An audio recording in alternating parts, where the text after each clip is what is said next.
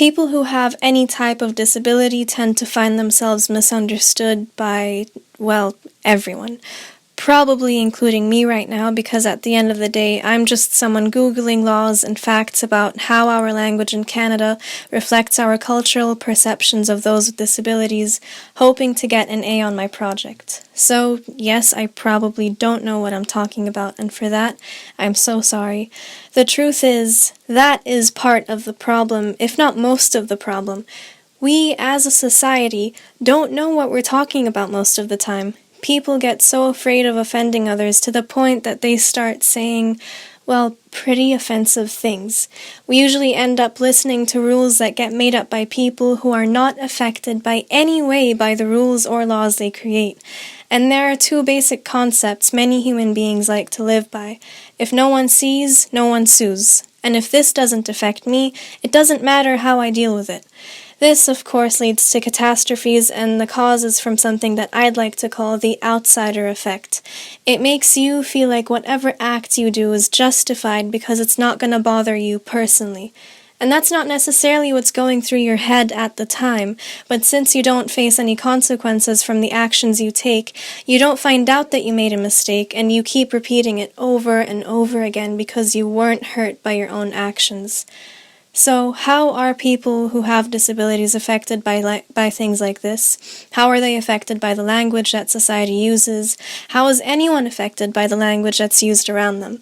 Language comes from our emotions, it forms emotion, and that emotion forms action, and it's a cycle that we live in every single day. Our perception of other people in our lives is heavily based on the language we use to describe them, and that other people use to describe them as well. An example of the psychology behind the words we use is the difference between two very similar descriptive phrases. Person with disabilities versus disabled person. Let's take a moment to think about the difference. A person with disabilities is a person who has an entire life, but also a part of them is having a disability of some sort. However, using the phrase disabled person indicates that the person and everything about them, everything that makes them, is disabled. That's turning the person into a condition that they have. You have hair, but you are not hair. You have eyes, but you are not eyes. You have nails, but you are not nails. Exactly like how someone may have a disability, but they are not the disability. That disability does not define their very existence. In many cases, people confuse the difference between a noun and an adjective. In basic English grammar, a noun is a thing, while an adjective is a description of the noun or the thing. In this case, the person is the noun and their disability is an adjective. Their disability is not the thing that makes up who they are. In Canada, there are so many different examples of approaches to the words used to describe people with disabilities. There are many categories of descriptors, and most of them, according to people who are affected, aren't accurate. For example, there's the hero label. That's when someone who doesn't find shopping a struggle gets called a hero for getting their groceries on their way home because they're on a wheelchair. Some people think it's kind, but for the person on the wheelchair, it's most probably annoying and, more importantly, hurtful. It means that we expect so little of a person with a disability to the point that someone finds them a hero for cooking for themselves or buying a few things on their own.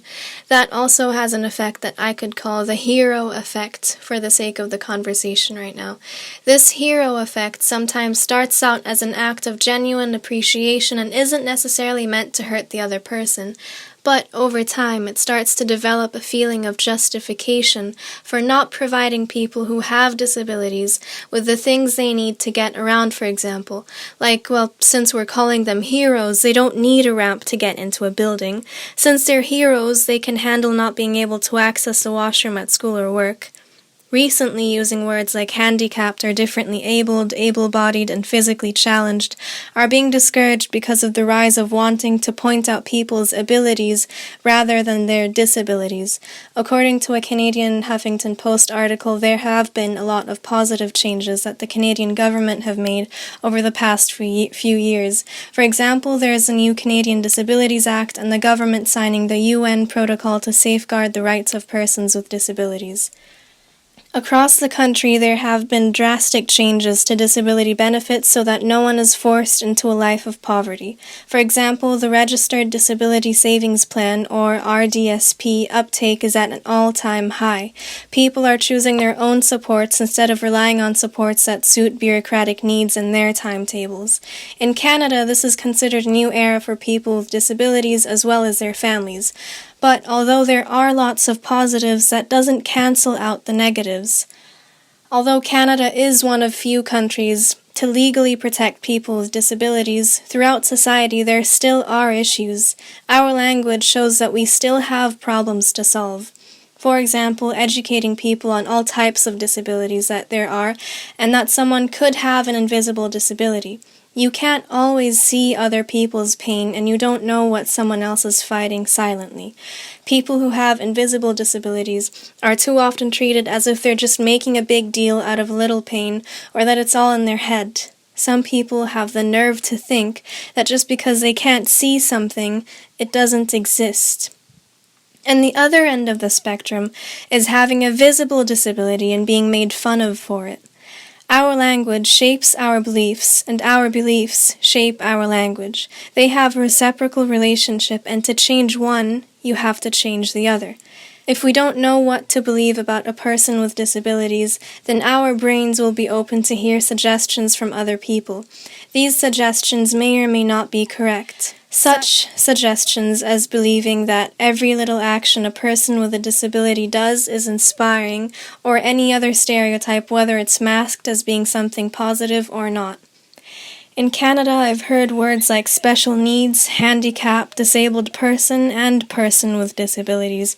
I wish I could say that was it, because I've also heard things that shouldn't be said about anyone, no matter how their body functions. I've heard teachers say words with extreme caution and intimidation and fear of offending someone. I've heard kids deliberately saying offensive things. The government uses different words than the rest of the public, and the public is filled with so much division. We tend to use language to separate so we can better understand what joins us. But we end up separating us from ourselves and from each other. We forget that before a person is born with a disability or ends up having a disability later on in life, they were born a human. But how do we forget that?